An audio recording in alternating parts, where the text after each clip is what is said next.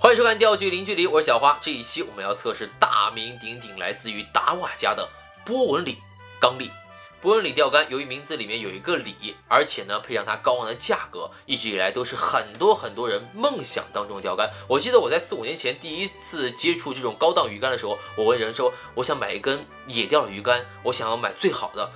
哪根鱼竿会比较适合？然后他就会推荐我说波纹鲤。当时我一查价格4000多，哇！打扰了。那这根鱼竿呢，就是达瓦波纹鲤他们在前几年刚推出的一个最新的一个力作，就是波纹鲤钢鲡。相比较波纹鲤3代目呢，它的硬度要更高，钓重呢相对来说也会更大一点。那这一次呢，我们拿到的是6.3米的尺寸，就是它精致的涂装，同样也是采用了一个全涂装。而且我这里说的全涂装，不仅仅是大把的全涂装，它里面的内节每一节也是有涂装的，并且不像那个波纹龙那个 Zero Coating 的那个技术，就是零涂装的技术。应该是相对来说偏厚一点的金属涂装，没办法，这种高档鱼竿就是为了显示出来它的一个与众不同，它的一个高档感，一般都是采用这种全涂装的。从上而下呢，也是延续了波纹系列的一个线条。这一次呢，他们并没有像之前一些，比如说达瓦相对来说便宜一点的鱼竿，把 logo 放在竿口，而是放在了竿身的中间，并且有一定的凸起，看起来也会更加的精致一点。竿口取而代之的是它这根鱼竿用到的一个技术 Giant 和 X45的一个编织技术，在鱼竿最中间啊，就是波纹鲤以及钢鲡。这根鱼竿呢是6.3米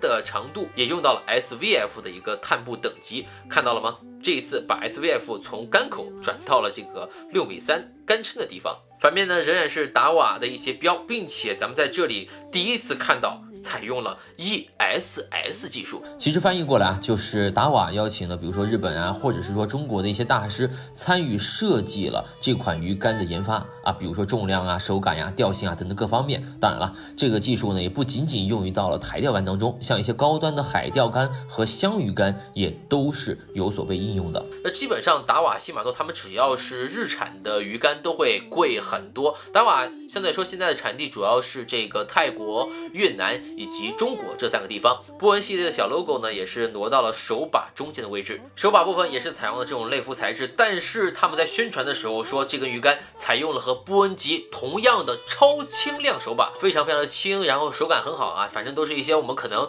正常感受不出来的一些东西。和很多鱼竿不一样的是，它会赠送2个鱼竿的厚度。那这个呢是金属的厚度，别看是金属的，非常轻，只有6克。还有一个呢是带湿手环的塑料厚度。打开鱼竿看一看尾节啊，总的来说它的细节处理呀、打磨呀，包括它的防抱死接口啊，各方面都非常的精致。但是相比较之前我们测试过的波纹龙，感觉它的这油漆这一块没有处理的特别好啊，还会有一些黑的印子，并不知道出于什么样的一个原因。你会非常明显的发现鱼竿的每一节都有一个碳布的加粗，这就是传说当中的 V-joint 接口的一个技术，并且鱼竿转环的地方也是用到了这个红色搭配黑色，在细节的地方体现出来整个鱼竿的一个档次。波纹鲤钢鲡6.3米，官方宣传的重量是193克。那我们都知道，它这宣传的是标准重量，也就是带厚度的重量。那经过了我们实际测试，不带厚度重量呢是189克，带厚度的重量呢是195克。波纹鲤钢鲡6.3米要比波纹鲤 K3代目啊重量要重20多克，这也是它为什么更硬一些，然后钓重应该会更大一些的原因。现在呢，我们也通过一段欢乐小青蛙，看看这个鱼竿实际钓砝码的时候，它的一个鱼竿的腰力啊、弧度啊各方面的表现究竟怎么样的。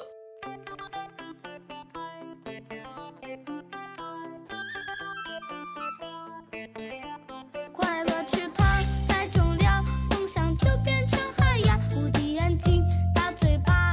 同样长得响亮。借我一双小翅膀，就能飞翔。其实像这种超级高端的鱼竿啊，真的没有什么太多的推荐。你说它性价比高吗？那怎么可能，对吧？6000块钱的鱼竿还有什么性价比？那可能除了土豪和你真的喜欢的话才会去购买。那这个鱼竿其实我觉得毕竟是3年前的产品了，而且呢同时期比如说现在西马诺也出了这个 GLK， 也就是它最大的一个对手，价格也差不多，并且那个鱼竿的重量相比较这个应该会轻一些，钓重西马诺自己说啊可以上到5号的子线，所以还是非常牛逼的。有机会呢我们也可以上手那款鱼竿看看他们俩的一个实际表现。那好了，今天的节目呢就到这里，想要了解更多真实科幻钓鱼音色和最新的钓鱼产品呢，记得关注我。